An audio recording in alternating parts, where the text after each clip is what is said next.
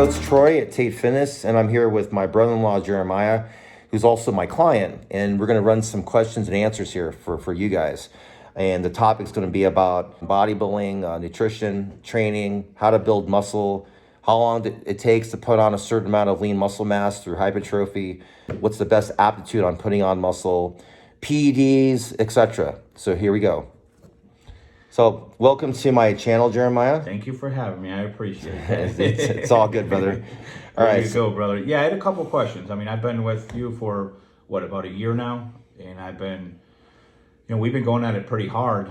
And first off, I appreciate everything that you've done for me. But absolutely. A question for you, because I've heard, controversial things as far as on the internet, whatever it may be, as far as, trying to put on as much muscle mass as possible. And my question is this, just to kind of, get everything out there and kind of get, in the right direction, which I know that you're pointing me in the right direction. But when training, what is the best way to build muscle? Is it through lower weight and higher reps, or is it heavier weight and lower reps? What would be the best way?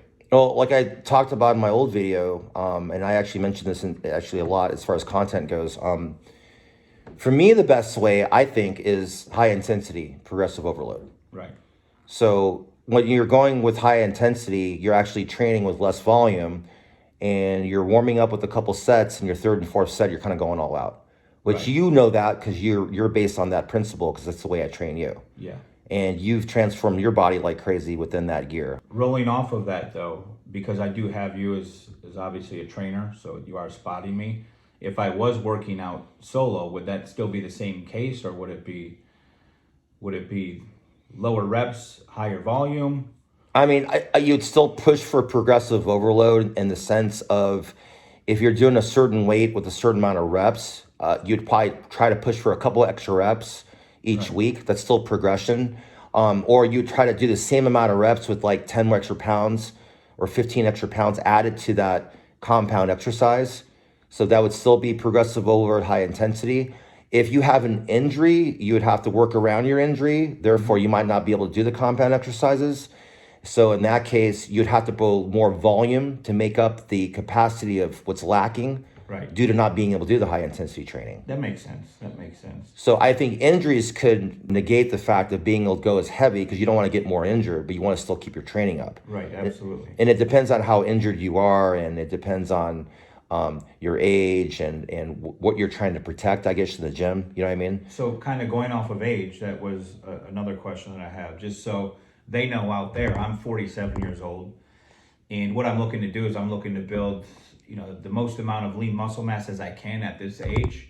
I'm a little bit late in the game, but I'm excited about it. So my question is, what would be the best PEDs to take when trying to build lean muscle mass?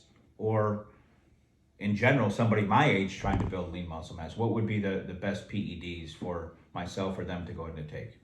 So it's not, age is more arbitrary, right? So it'd probably be based on what kind of drugs or PEDs the individual has already taken. So if you're starting from scratch and you've never touched exogenous hormones before, then even testosterone at a therapeutic dosage is going to up your nanograms per deciliter on your testosterone levels. It's going to make you more acceptable for hypertrophy and training, due to like, depending on how hypogonadal you are. So I don't know if you follow me or not, but how crushed your fucking natural levels are to begin with, and how much you fucking need the exogenous testosterone would probably indicate how much better it's going to help you in the fucking gym, okay? And I'm only talking about testosterone here. Right. I'm not talking about all the other fucking derivatives, okay? So now say so this is, like I said, it's not age depicted, it's more personally depicted on your level of expertise on how long you've been doing this shit for. Right. I hope that makes complete sense. Yeah, it does. So if you go back to, it could be a 25, 30-year-old, but they've taken 50 cycles already, okay? They're probably capped out and probably plateaued on where they're at with all the drugs they've taken or PEDs they've taken. So what's going to exceed them to the next level of gaining more muscle? They're going to have to do something they haven't done before. They're going to have to either dig into their nutrition. They're going to have to, there's no magical PED out there that's going to make them gain 50 pounds of muscle all of a sudden after already putting 50 pounds on. Again, I'm being hypothetical. So going off of nutrition, is timing the meals, is that something that is a necessary thing, timing meals? It's more about nutrient dense foods that you need to eat every couple hours. So yeah, meal timing's important. What you're eating is important. I'm not saying go like paleo or organic or anything like that, but nutrient dense foods that are whole foods are probably going to be the best foods for you to fortify your bodybuilding endeavors as far as putting on muscle, Right. in my opinion. Right. So meals such as pre-workout and post-workout, those are probably the most important meals. I say breakfast, pre and post are probably your 3 meals of standard as far as what's the most important. Yes. Why is breakfast so important? Breaking the fast. It's breaking the fast. Because you go all night without eating, you break the fast when you eat breakfast. Hence, that's where the word came from. Breakfast, breaking the fast. So at a fasted state, you're depleted of all your essential amino acids that help for growth. Even though your ghrelin and growth hormone levels are up, your IGF-1 levels are in the tank.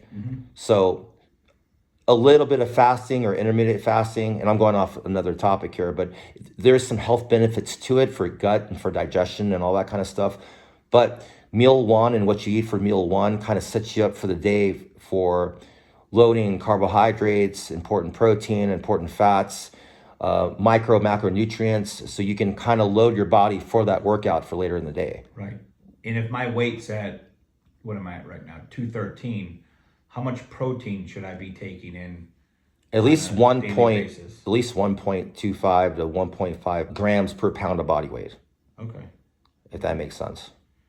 It does. It does. So a 212-pound bodybuilder should be at least taking in 250 grams of protein, in my opinion. Okay, Right. and I'm not saying this that everybody out there has to take that much protein in, but that's about the rough basis. I was watching a podcast just recently, and it was actually Ronnie Coleman, and he was training for Mr. Olympia, and he was telling, it's actually Joe Rogan podcast, but he was telling Joe that, listen, I was putting on 5 to 10 pounds of muscle per year.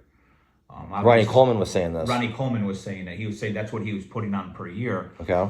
Obviously, we don't know what he was running, but probably, some stuff, obviously. But my question to you would be, how much muscle mass do you think that someone of my age could be putting on per year? So it depends on how diligent you are. Okay? When I say diligent, like, are you getting enough sleep? Are you eating the right foods? Are you timing the meals perfectly? Like we talked about meal timing. Is it micronutrient dense foods that you're eating? And are you taking the exogenous hormones that you need to take to fortify hormonal stability and optimization of hormone balance? So Right. the audience doesn't know what I'm trying to say about that is he hormonally optimal? Is Jeremiah being hormonally optimal to where his levels are not crashed because of fucked sleep or not eating correctly? And excuse my language, but I'm trying to get to what you guys understand what the hell I'm saying. But if his sleep's good, his diet's fucking good, his PEDs are efficacious, meaning they're real, they're not underground, they're not like a buddy made them in the kitchen sink with some fake oils, okay? If everything is legit, he's doing his homework correctly, it's going to go based on genetics and work ethic and how hard he's training, of how much muscle he can put on.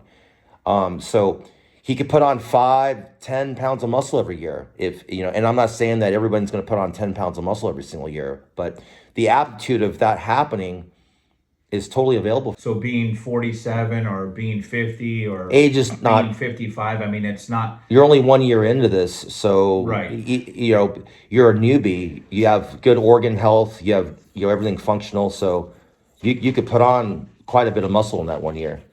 Perfect. Good to know.